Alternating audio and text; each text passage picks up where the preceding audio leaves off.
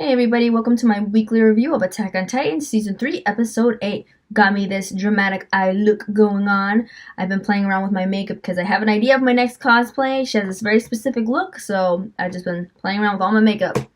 But for today's episode, yep, Eren's still wanting to give up and wanting to pass on his Titan to the Reese family.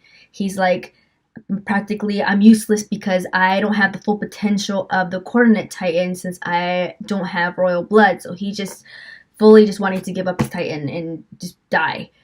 Historia, she's just pushing him through. It's like, I'm here for anybody who wants to give up. I'm going to push them through this. We get the rest of the crew, the Levi squad, getting there and, helping release Eren. And amongst this, we have the Turkey Titan, Rod Reese, continuing on transforming. And like Sasha said, she says he's bigger than the Colossal Titan. So, yes, he definitely is. Just, it's the way his form is really jacked up because it's the way that he took this Titan serum. He did not inject it properly, so I think by licking, just the Titan serum, I think that's why his Titan is not fully formed and it's like crawling on the ground. But I am not a fan of the CGI. I've never been a fan of CGI. Even in season 2 when they had the Colossal Titan, I don't like it. I've never really been a fan of it. I think Berserk traumatized me from it, but to me it's too stiff. But some people like it, so that's cool. To each their own. It's just I'm not a fan of it. I don't like the way that his Titan, from what we can see, it looks just really weird. But Levi is just pretty much, Eren, I'm giving you the choice. What do you want to do? Pretty much like he gave him the choice back in season 1 with his squad back then and with Annie. So Eren, of course, because he's crying, wanting to give up. Guys, escape. Just let me die. And yeah, Levi's like, no, I'm giving you the choice. So it was like an the armor serum that was in Rod's bag. It was out there, so he looks at that. So he takes it, he runs, and he bites on it. And he is finally able to perfect the hardening of his Titan. So he was able, because of that, he saved everybody because the whole roof was about to collapse. Most of the Kenny squad looks like they got squashed. Kenny, I think, got out. But, so yeah, he saved it. And that was so beautifully done, how the crystallized hardening of Eren just looked. I just love the colors. But yeah, that was really, really beautifully done. Poor Hanji. So that she was able to escape. And one part that there was a lot of changes from the manga, and yes, a funny moment was just pretty much changed to being serious, where Hanji's in the wagon where she had got, she's wounded. Well, in the manga, she sees Erwin and she's like jumping up from the wagon, almost jumping out of it, being like, "Hi, Erwin!" It was hilarious, and Erwin is like, "Hey, your injuries don't look that bad." But in this time, he looks in there and she's just laying there, and he's like, "Oh, your injuries don't look that bad." To me, that sucked. That was such a great moment of Hanji. But I'm just being picky, just on the little things.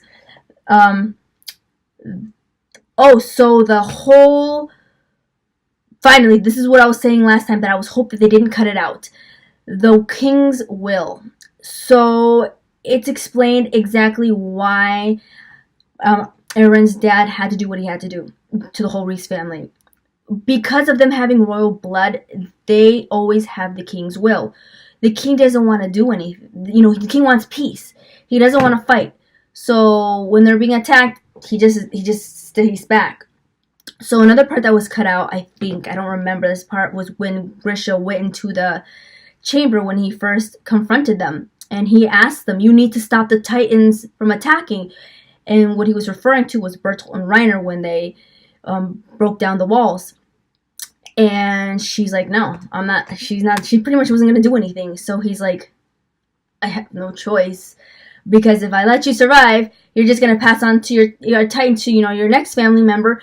and nothing's gonna happen. I have to break this chain. I have to change this. I have to do something. I can't just let the Colossal Titan and freaking Armor Titan destroy humanity.